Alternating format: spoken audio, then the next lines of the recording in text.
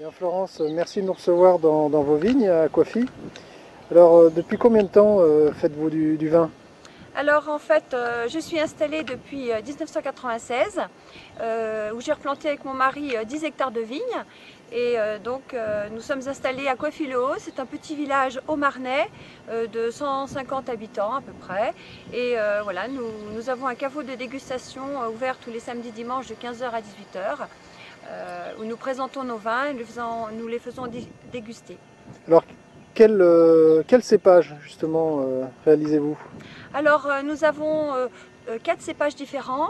On a du pinot noir et du gamay pour les rouges et chardonnay auxerrois pour les blancs. Et avec cette gamme de 4 cépages, nous réalisons une douzaine de vins, dont des vins blancs, rouges, rosés, élevés en fût de chêne, des méthodes traditionnelles, blanc, rosé, et aussi une gamme de vins aux fleurs, gamme très particulière que je vous invite à découvrir, et aussi donc un hypocras blanc et un hypocras rouge. Oh, qu'est-ce que c'est l'hypocras?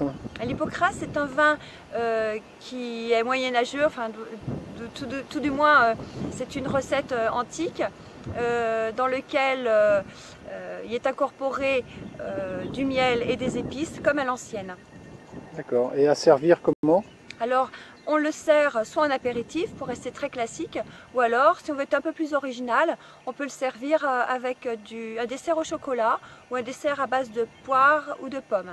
D'accord. Alors vous avez su faire preuve de grand dynamisme. On voit sur votre carte beaucoup de produits différents et notamment justement ces vins de fleurs. C'est nouveau, je crois. Qui vous a donné ou qu'est-ce qui vous a donné cette idée-là? Alors les vins de fleurs sont nés de mon imagination. En fait, en Haute-Marne, on avait toujours eu l'habitude d'élaborer un vin de fleurs à partir de la fleur de fusier. Et donc c'est une recette aussi ancestrale. Et pour perdurer un peu cette tradition-là, j'ai voulu le relancer.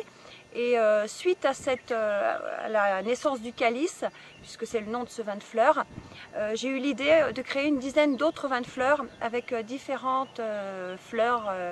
Voilà. Et donc ce sont des vins qu'on peut servir avec des plats. Ah d'accord, c'est pas pour l'apéritif. On peut les servir bien sûr en apéritif, mais l'originalité de la démarche est de pouvoir les associer avec, en cuisine.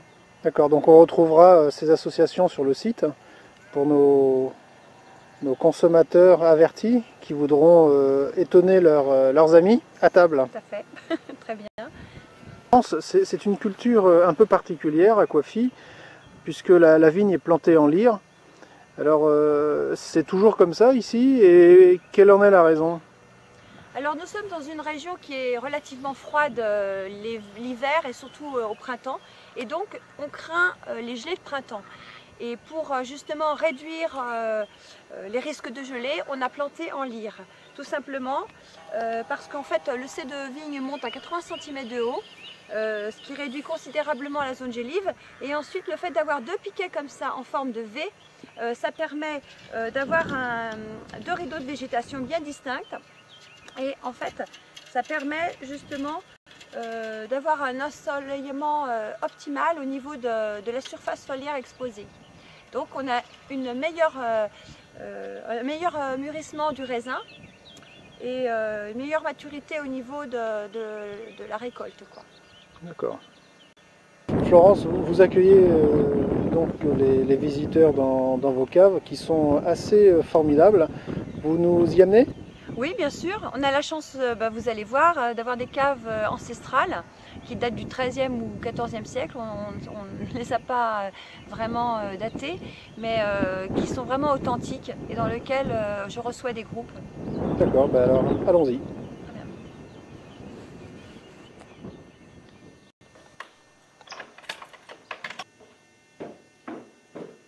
Donc Florence, nous voici dans votre cave, sous votre maison. De quand ça date Ce sont des caves qui sont très anciennes, qui datent du Moyen-Âge, mais les dater, je ne saurais le faire. Le château date de 1200 et quelques, quand il a été construit. Donc la construction du village a suivi et les caves datent de 1300-1400. D'accord, alors ça c'est une pièce où vous, pendant l'été, faites déguster vos visiteurs. Je reçois essentiellement les groupes dans cette cave et les visiteurs, on les reçoit au caveau en haut. D'accord. Alors ensuite, il y a d'autres pièces à côté. Oui. Allons voir. Alors là, petite pièce où il y a combien de fûts? Alors, il y a à peu près 80 fûts. Et c'est la cave de vieillissement du vin. Donc, on vieillit donc le rouge et une partie des blancs. Et bon, bien sûr, ce sont des caves de travail. Et quand je reçois des groupes, on déguste le vin en tonneau. Le vin de l'année. Pas facile à faire une maintenance de ces fûts-là. C'est assez étroit, non? Ben, après, c'est une histoire d'habitude. On a des pipettes, on a le matériel qui convient pour... un fût représente combien de bouteilles? Qu'on se fasse une idée. Un fût, ça représente 228 litres, à peu près. D'accord. Ou 230 litres si c'est un fût bordelais. Donc, grosso modo, 250, 280 bouteilles. À peu près. D'accord.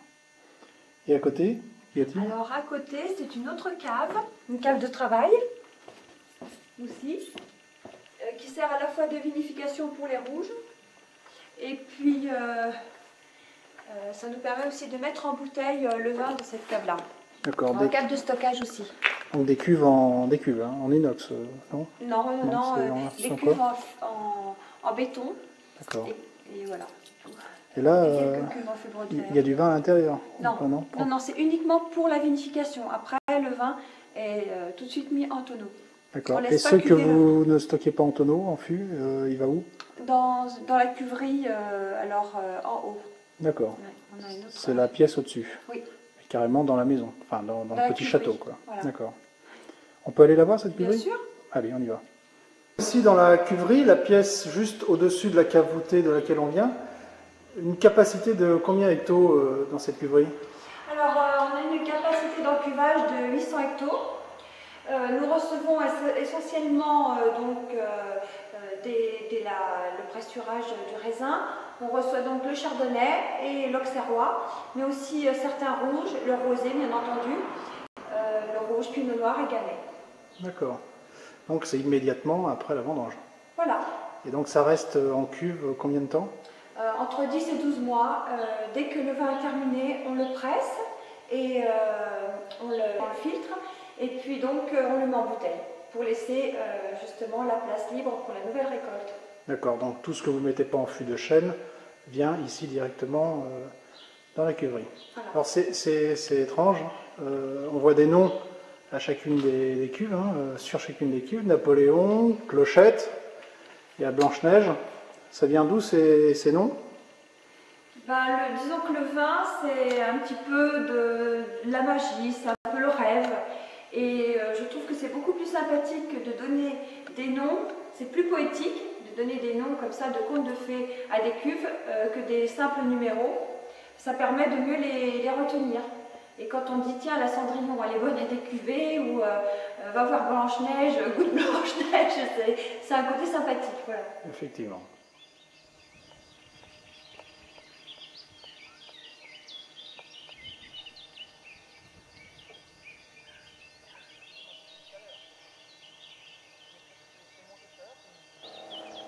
C'est les pieds de fait là, Pierre? Ah ouais, je vais les faire en même temps. Hein? Je vais les faire en même temps. Ils sont liés là? Oui. Moi je viens de les faire.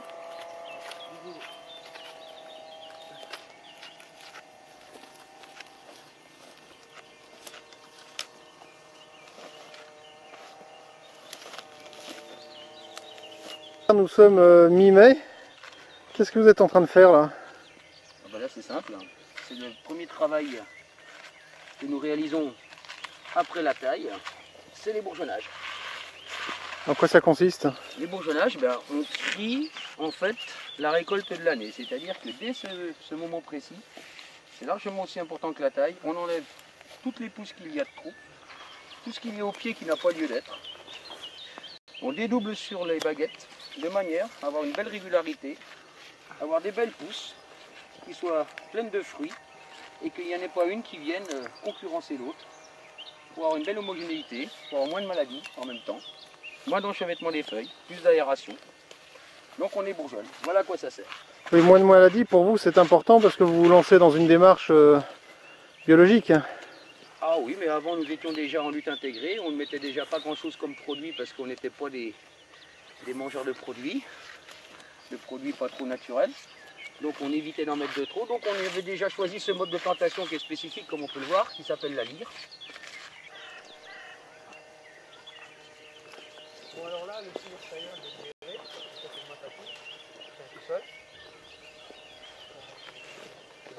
Et là, venez, je vais vous montrer. Non, on a une jeune baguette. Quand on suit la petite stabilité, il n'est pas planté, généralement derrière.